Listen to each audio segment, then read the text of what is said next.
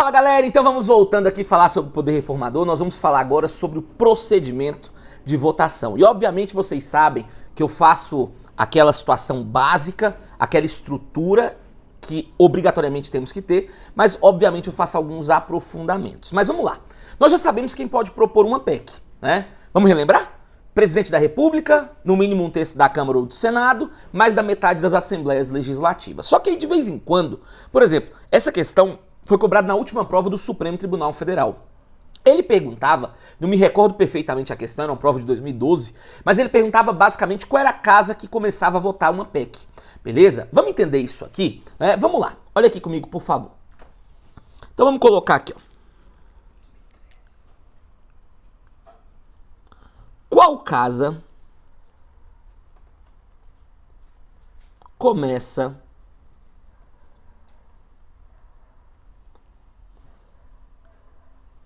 a votação da PEC? Primeira coisa que você vai ter que sempre lembrar é o seguinte: quem fez a iniciativa? Por quê? Se a iniciativa for feita pelo presidente da República ou por um terço da Câmara dos Deputados, quem começa a votação é a Câmara dos Deputados.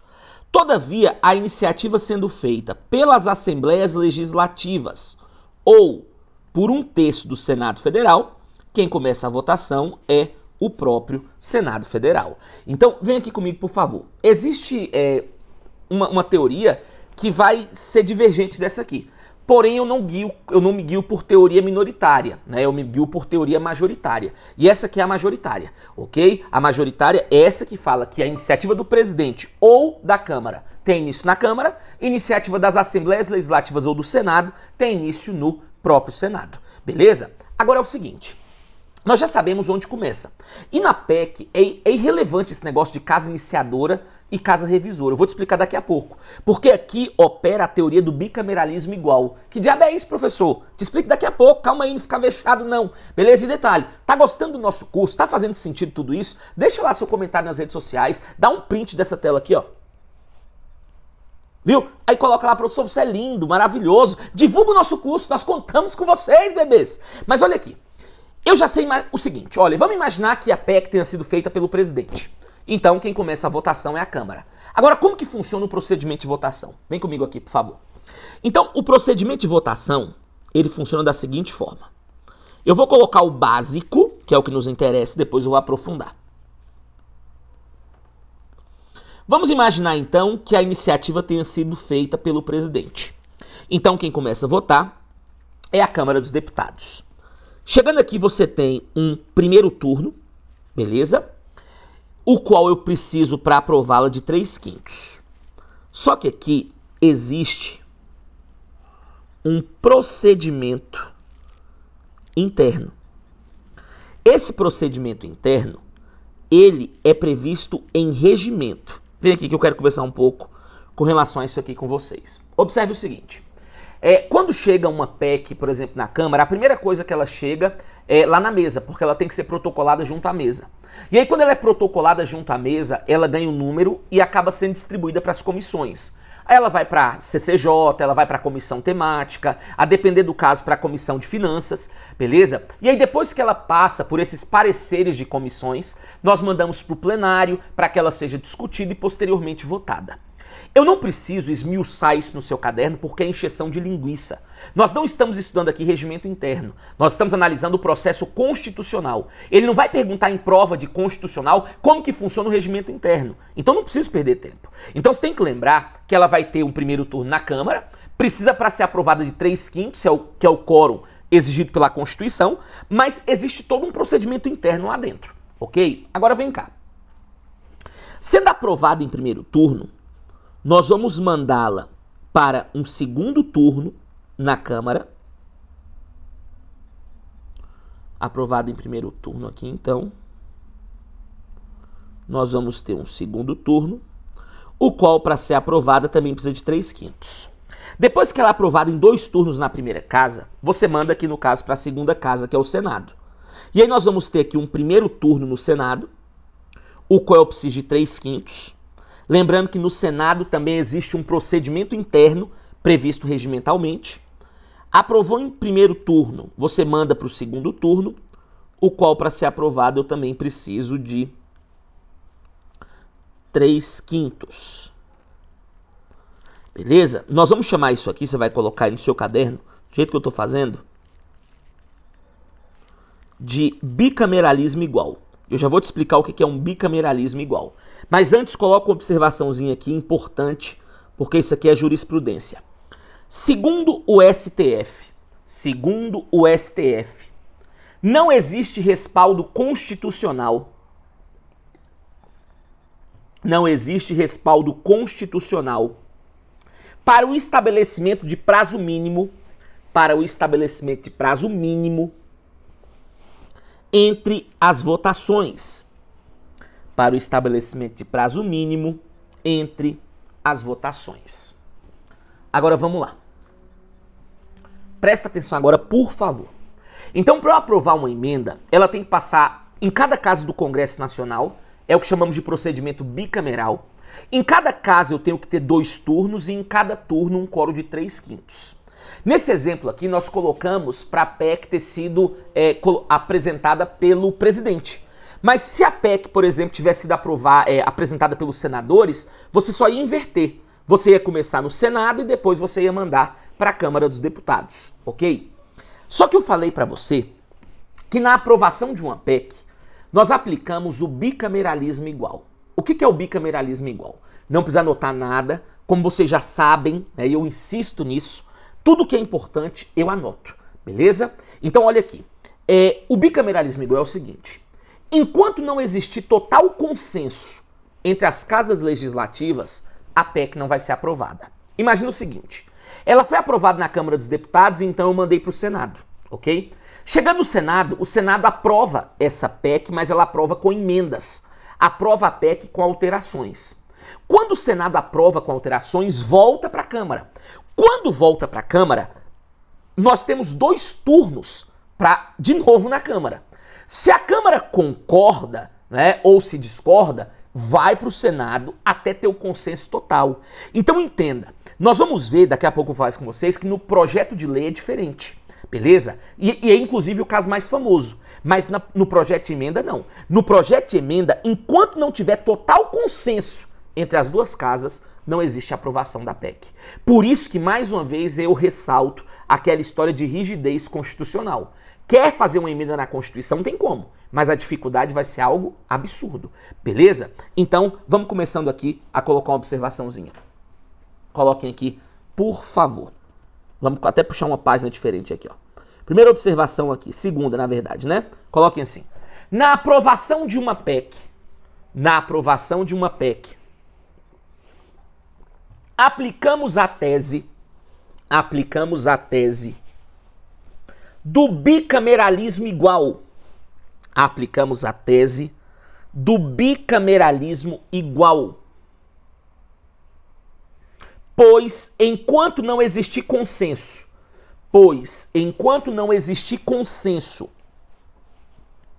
entre as 2 casas legislativas,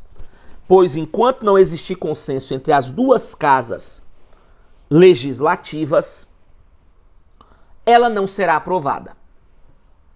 Entre as 2 casas legislativas, ela não será aprovada. Agora vem cá. Ficou claro isso?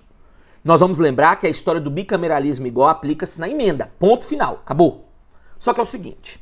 Michel Temer, o papa do processo legislativo, foi lá e falou assim, cara, quase que eu caio, pessoal. Vai ficar, não vai ter edição de nada. O Arthur tá rindo, bicho, esse Arthur, ele puxou alguma coisa pra eu cair, certeza. Mas vamos lá, pessoal. Vamos lá. Eu amo essas coisas assim. Isso aqui foi proposital. Foi pra você acordar, tá bom? Quase que eu caio aqui. Muito bem, mas olha aqui, pessoal. Certeza que ele vai editar esse vídeo e vai colocar na internet. Mas tudo bem. Olha aqui. Michel Temer, então, ele foi lá e falou assim, gente, presta atenção. Tá vendo? Por isso que eu gosto do meu curso, o Constitucional Full. Se fosse qualquer outro estúdio, ia ter que editar, não, corta tudo. Não, cara, nas aulas também acontecem essas coisas. Então, deixa rolar, sem palhaçada. Né? O que interessa é o conteúdo que está sendo ministrado aqui. E esse eu tenho certeza que é de qualidade. Né? Então, vem aqui. Ele foi lá e falou assim, peraí. Foi aprovado na Câmara e aí nós mandamos para o Senado. Olha o caso. Chegando no Senado, vamos imaginar que o Senado ele fez ali, sei lá, 10 emendas, 10 alterações na PEC. Voltou para a Câmara. Chegando na Câmara, dessas 10 emendas, ela concorda com 5 e discorda com 5. Vai para o Senado. Chegando no Senado, ele continua concordando com 5 e discordando com 5. Volta para a Câmara. Só que sempre nessa volta, eu tinha que apreciar tudo de novo. Inclusive aquelas que já têm consenso. Então Michel Temer foi lá e acabou propondo a PEC paralela. O que é a PEC paralela? Nada mais é do que quebrar a PEC. Ou seja, uma parte dela já tem consenso, certo? Então essa parte que existe consenso, nós vamos promulgar, vamos publicar, vai entrar em vigor. A parte que está divergente, nós vamos continuar nessa discussão infindável, nesse procedimento ping-pong ad eterno. Beleza? Então, embora não exista previsão constitucional nem regimental da PEC paralela, isso é aceito pelo Supremo Tribunal Federal. Então, cuidado, porque eu já vi isso aí sendo cobrado em prova. Então, vem aqui comigo, por favor. Coloquem assim. Vamos lá.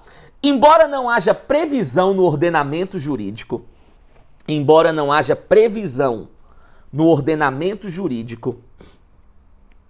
o STF admite a tese,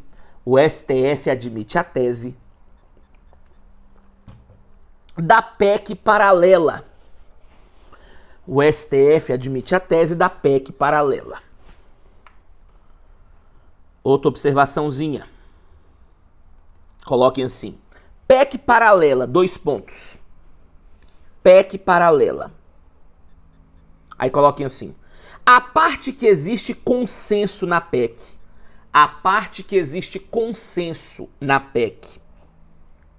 Deve ser aprovada. E a parte divergente. Continua sendo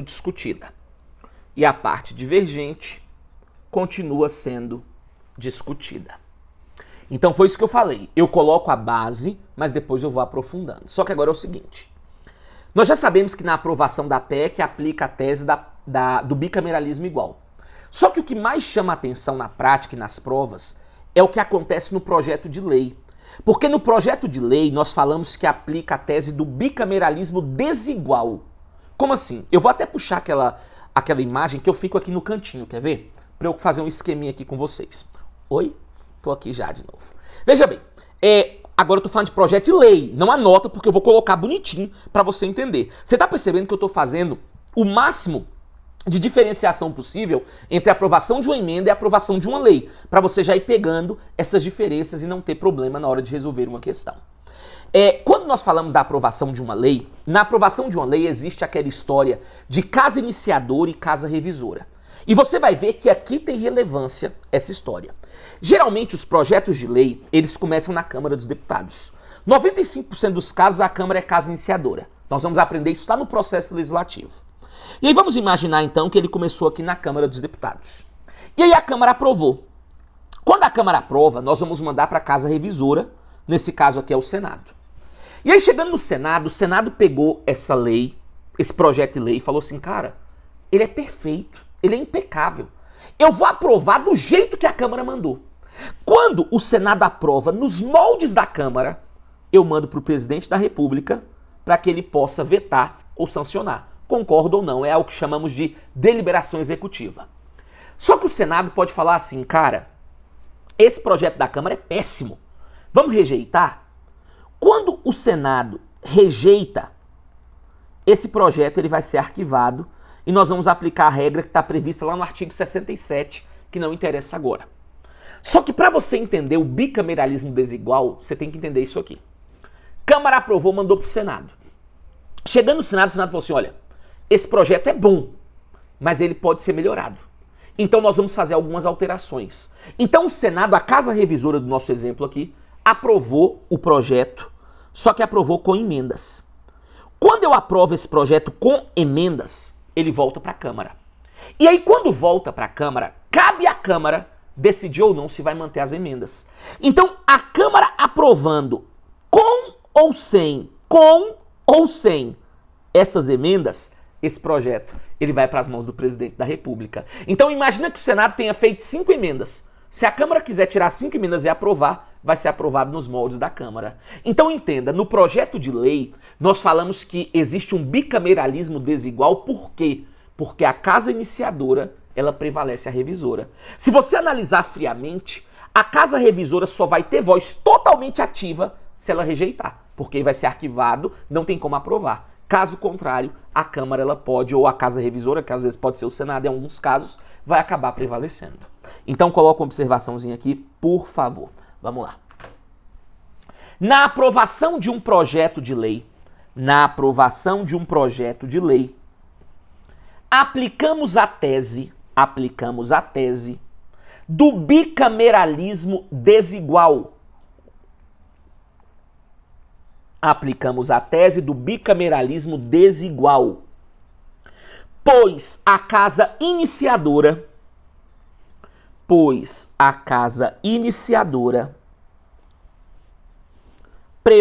a revisora. Pois a casa iniciadora prevalece a revisora. Próximo detalhezinho aqui. Não, próximo não, vou chamar vocês aqui de novo. Atenção.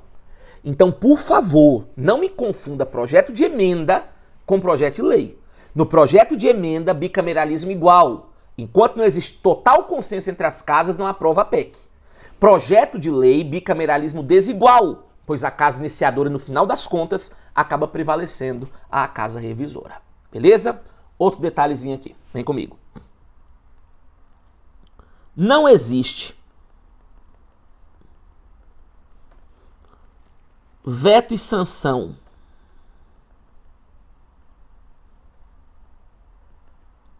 presidencial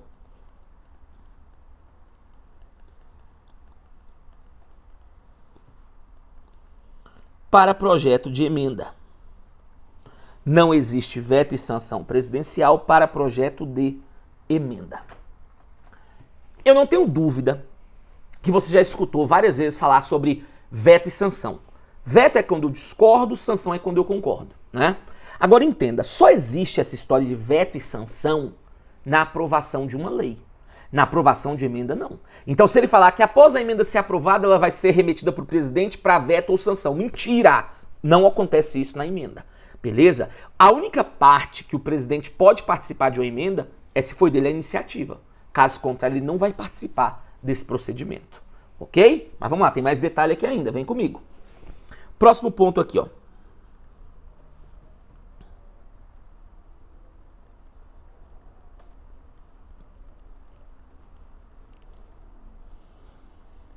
Quórum de votação. Eu sei que nós já falamos, mas eu gosto de colocar aqui só para consolidar. 3/5 ou 60% da casa legislativa, né? Que é o que equivale aí. Opa, vou fazer aqui. Próximo ponto.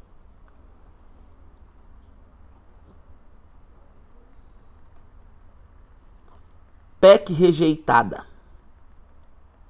PEC rejeitada.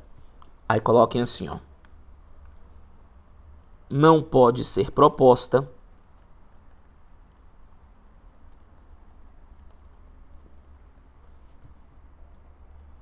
na mesma sessão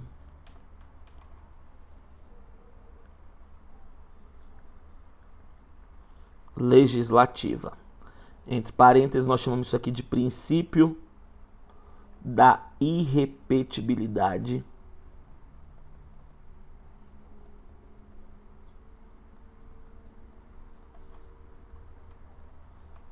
absoluta. Vem aqui comigo, por favor, para você entender. Pessoal, uma PEC rejeitada não pode ser proposta na mesma sessão legislativa. Quando eu falo em sessão legislativa, corresponde ao ano civil.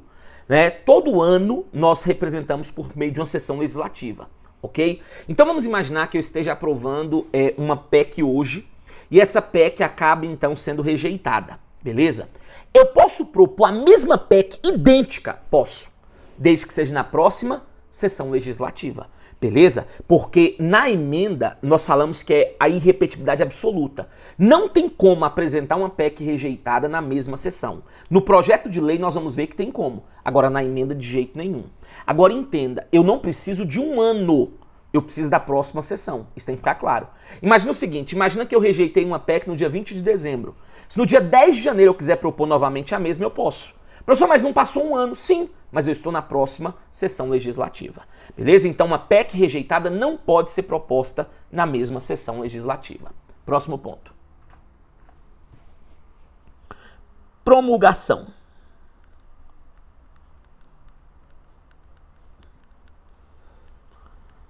Promulgação.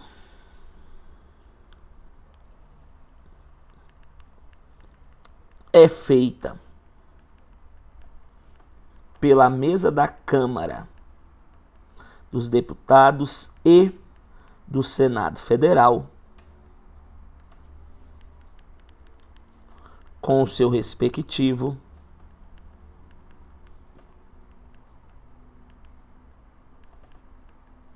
número de ordem. Com o seu respectivo número de ordem. Vem aqui comigo, por favor. Presta atenção então aqui. Vamos imaginar o seguinte, o que é uma promulgação para você começar a entender? Promulgação é quando você atesta validade, atesta existência a mais uma espécie normativa. Tentando fazer uma analogia para ficar um pouco mais fácil, lembra o seguinte, quando que um ser humano nasce? Ele nasce quando ele sai do ventre materno. Agora, o Estado só vai reconhecê-lo quando ele tiver o quê? O seu registro, a sua certidão de nascimento. Então, a promulgação, tentando fazer uma analogia, é a certidão de nascimento da emenda. Quando ela é promulgada, o Estado está reconhecendo que mais uma emenda foi devidamente aprovada. Embora ela ainda não vá produzir efeito naquele momento, o Estado ali já reconhece essa emenda, ok? Agora vem cá.